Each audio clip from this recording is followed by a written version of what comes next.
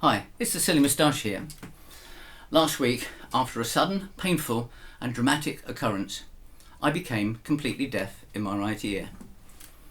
Now this would be a scary and unbalancing thing for anyone but for a musician. So anyway, my last video to you folks was to say that I was going to pause my videos for a while until I confronted this new challenge, and I've been absolutely overwhelmed by your kind wishes and words of support and encouragement, both here on YouTube and on the Acoustic Guitar Forum. So I've decided to see if I can continue, a guitarist who can't hear himself play, to see if I can continue to make videos and contribute to those who want to watch my videos, basically, about playing guitar and singing. So I'll just bring you up to date about what happened to me very, very quickly, and then we'll go on to the guitar and playing and singing thing. 7th of October, I was using a very heavy brush cutter on my allotment, cutting down woods and small trees and things like that. It was very hard work, and I took a heavy fall and damaged my left leg, which was my main concern. I don't remember banging my head or anything like that at all. 7th of October. 18th of October, I started to have severe, sudden head and earaches. On the 24th of October, the pain got so extreme and the hearing was so distorted that I attended A&E, that's Accident and Emergency here in the UK. And the day after that, I commenced an extremely high steroid medication for 10 days. That was odd. Anyway, on the 30th, they picked me up with an appointment at ENT, ear, nose and throat, in another hospital where I had been treated by ENT before for my cancer in 2017.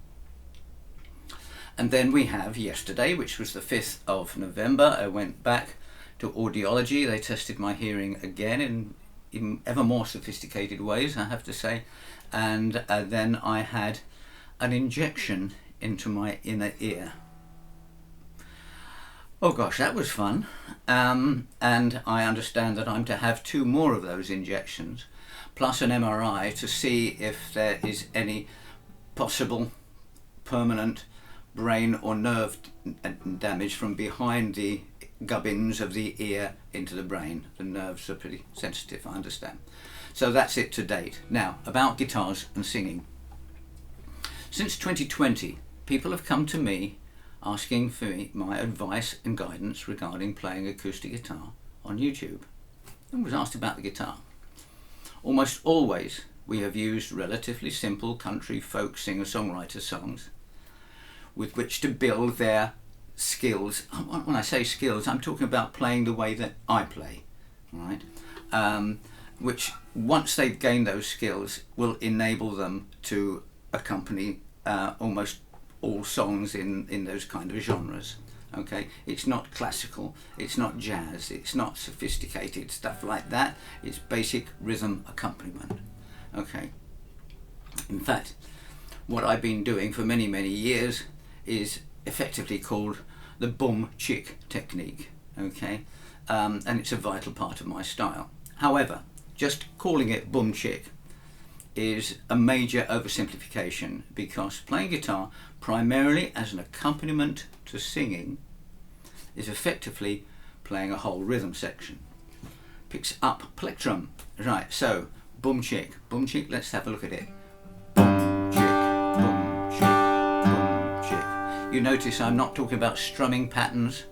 I don't do that. This gives you a basic background. So you're playing bass, and you'll play that on the 1, 2, 3, 4.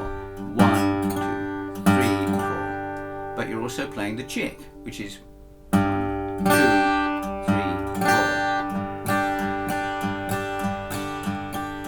4. Notice that when I'm doing the chick, I'm not doing all 6 strings. I'm not going.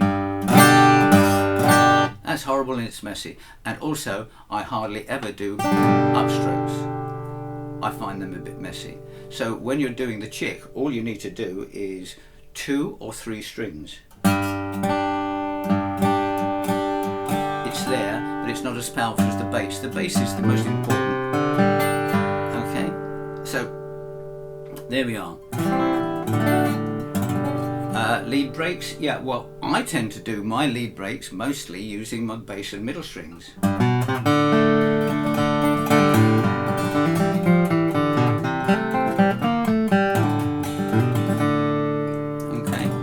I don't do it up here because I'm not an electric guitarist and I am primarily a singer. Okay, I think I was. So, we've got boom, chick. We can do that, we can change it. The bass will always signal the changes of chords. Bit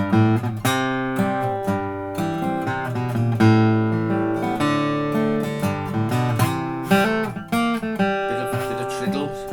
Right. Okay, so, but what about the singing? What about the singing? A song without a lyric is not a song, it's an instrumental. Right, repeated tune may have some variations. A song is a story set to your music within the constraints of the chord changes and the tempo and the key, etc. Right, that is managed by the guitar here.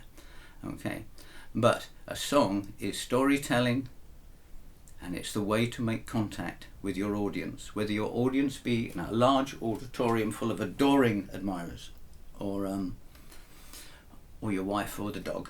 It doesn't matter. It's an audience, and that's the person that the people that you're communicating with. So, assuming that your guitar is playing and laying down a bass, a rhythm, and signalling chord changes, choruses and bridges, etc., then the vocals will be guided by them. Verses and choruses are the chapters in your story. Many of my clients have achieved the guitar side of things only to tell me that then they cannot sing or do not sing. I invariably prove them wrong. I can't sing in tune. Can you tell if your guitar, well, it's one string on your guitar that's out of tune? Well, yeah, but I know you use electronic tuners, that's fair enough. But if you just go, and one of them sounds something like that, you go, oh, that doesn't sound right. Doesn't sound right. You can sing in tune. Right, you might have to practice a little bit and get more breathing skills and things. That's something else. Another valid comment is, well, you've taught me how to play guitar. I can play guitar and I can sing, but I can't do both at the same time. It's complicated. Yeah, I totally understand that. Okay. Now this is about mixing two different kinds of skills. What we need to do as an accompanist, not a soloist, is get this muscle memory, hackneyed term,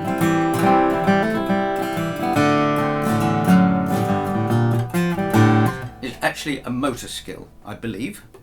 I'm not a scientist, I'm not that clever, but you've got this habitually down. Motor skill is something you use when you walk up and down stairs. You don't think, I'm going to start with my left foot, bend my knee and do that sort of thing. No, you just go up and down stairs.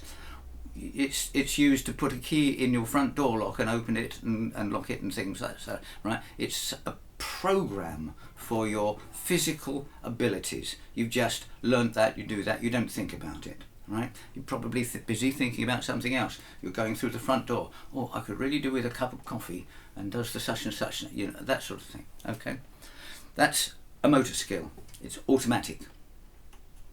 Then there's something that I believe is called a cognitive skill.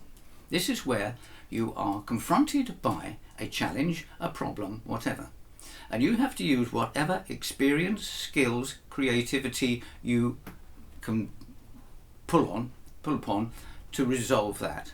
Okay, your car suddenly packs up. What are you going to do? Are you just going to sit there and wait for the car to start again, or are you going to call for assistance or something like that?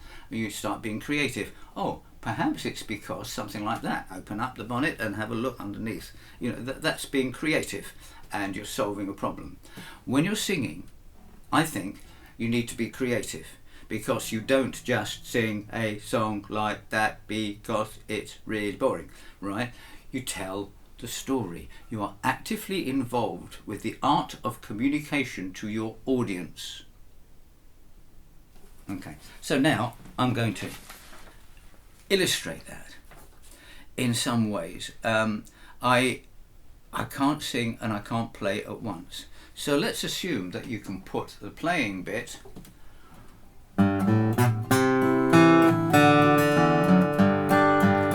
into automatic, right? That's your muscle memory, your hands are programmed. At my door the leaves are falling, a cool white wind will come, sweethearts walk by together, and I still miss someone. Then you're going to go on to another chapter. Well, I go out to a party, hoping for some fun, but I find a darkened corner, 'cause I still miss someone. Now you're going to different chorus. No, I'll never get over those blue eyes. I see them everywhere. I miss those arms that held me when all the love was there. You might take a break, or a little turnaround. Okay, but each one of those is interesting. Have you noticed when you read novels, you know, chapter 3 and chapter 5 might be related, but chapter 4 is about something else. It's the same thing with a song. And so you're communicating, but you're holding the attention of your audience, be it a large auditorium or your wife or the dog. Okay, and so be interesting and make that little story interesting. I always say that whoever wrote it, for the 3 minutes that I'm singing it, it's my story. Yeah, a little bit like acting, really. So that's what I just wanted to impart with this, and I just wanted to say something else. I need your help. If you have any questions or comments, as you tend to do, please let me know. Because as always, I need your input in order to make videos that you might want to see. That's my challenge. I love doing it. Now, the other thing is I've had to stop my Zoom one-to-one lessons for the time being because of all this. But I was thinking about it this morning, and I think as long as I can put my extension speaker close to my one kind of working ear, then maybe I can continue to help people. So if you're interested in that, then please contact me, and the email address for that is below. So that's about all I wanted to say. I'll pack up now, and I hope I sung in tune. I hope I played in tune. I can't hear it very well, but if you have been, thanks for watching. Bye.